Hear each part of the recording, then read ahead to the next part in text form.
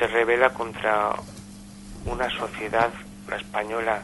En ese momento Franco ha convertido realmente en un cuartel al país,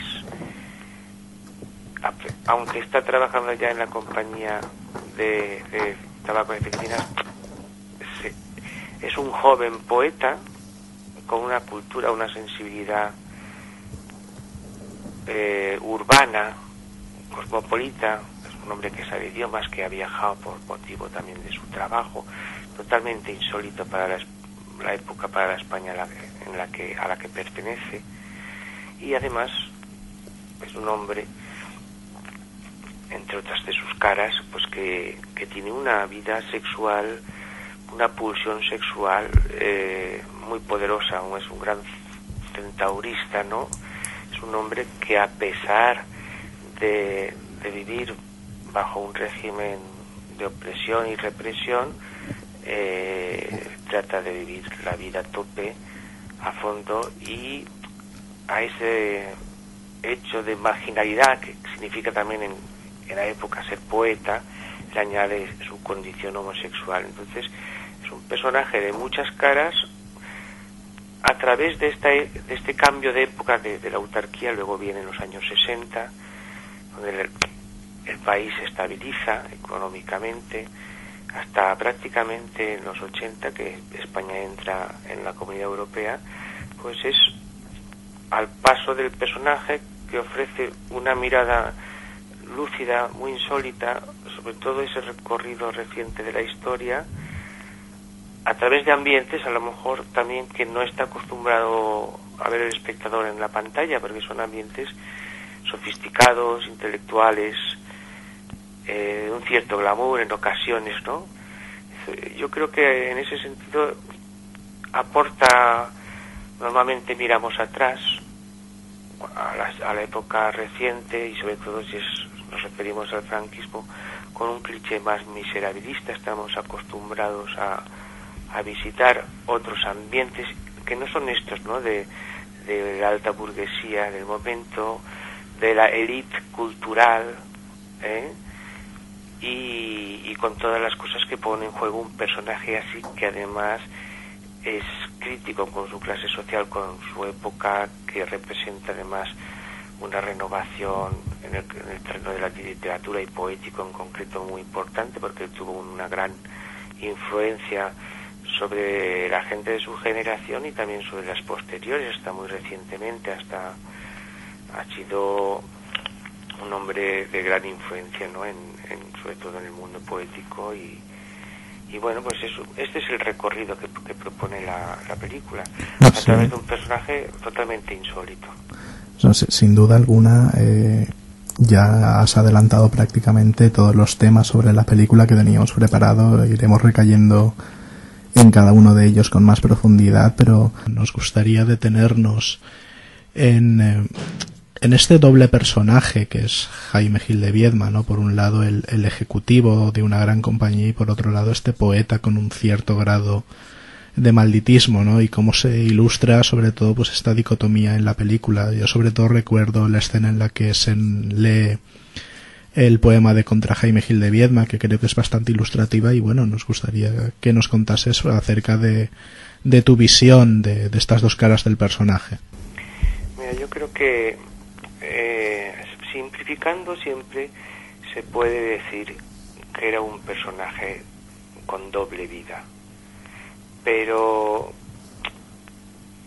a él esto le hubiese parecido muy escaso, porque él decía que el misterio de la Trinidad, por ejemplo, que 3 personas para un solo Dios, le parecía de una pobreza y de una escasez espantosa, que él decía no conocía a nadie normal, decía, que no fuera muchas más personas, y que él por supuesto era muchísimas más. Entonces podemos simplificar y decir que tenía una vida doble, ¿no? Como burgués, ejecutivo, y luego como poeta, homosexual y compañero de viaje del Partido Comunista, sobre todo en la primera época de los años 50, cuando aquí en España esa generación llamada también, no solo de los 50, sino de los resistencialistas, piensan, por lo menos hasta la huelga minera de el 62 en Asturias, que realmente el régimen de Franco puede caer. Entonces, yo cinematográficamente he buscado recursos de distanciación. Es decir, normalmente cuando haces una escena, normalmente la tendencia es presentar una situación y poco a poco vas focalizando y vas a los primeros planos, y una vez te quedas en los primeros planos es muy difícil que te marches atrás, que vuelvas otra vez atrás.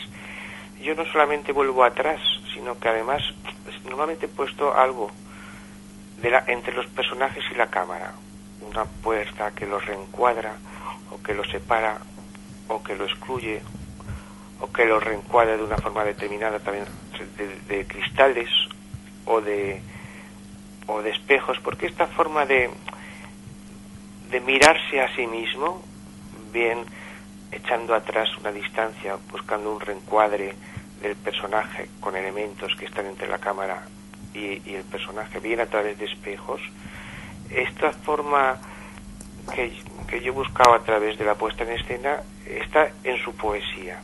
Como en su poesía están los espejos y la película está llena de espejos, ¿no? Estos recursos que son en el melodrama, Fassbinder los utiliza, los retoma de Douglas Sirk, por ejemplo, ¿no?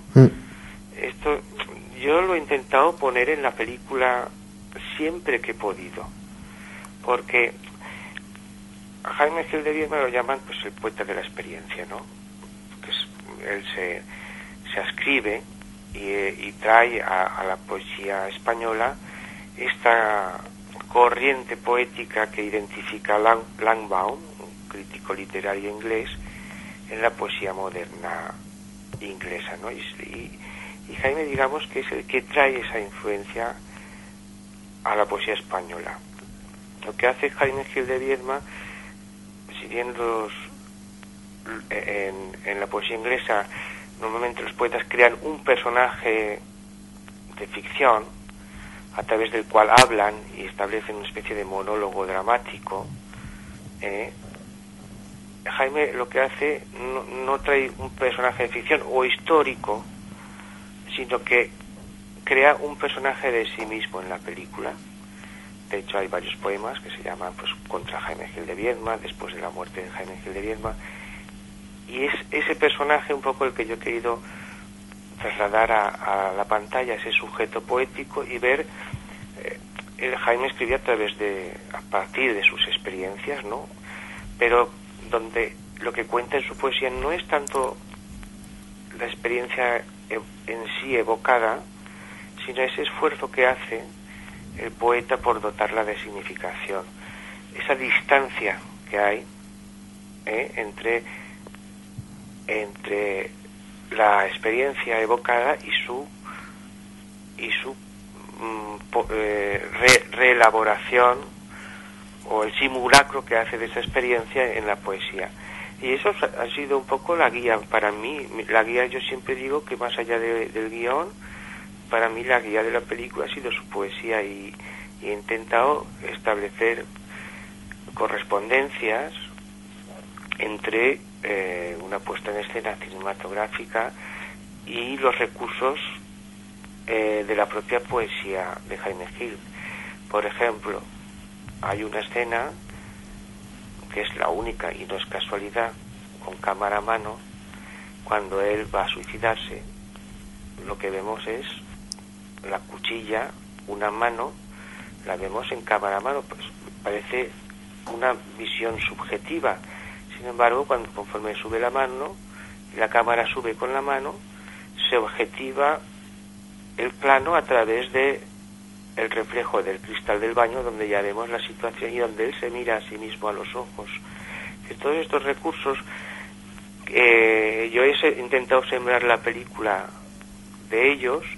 Lo que pasa es que no están muy subrayados, son constantes, pero no están muy subrayados, porque la película tiene mucho ritmo, fluye, y no hay un puntero que se los indique al espectador.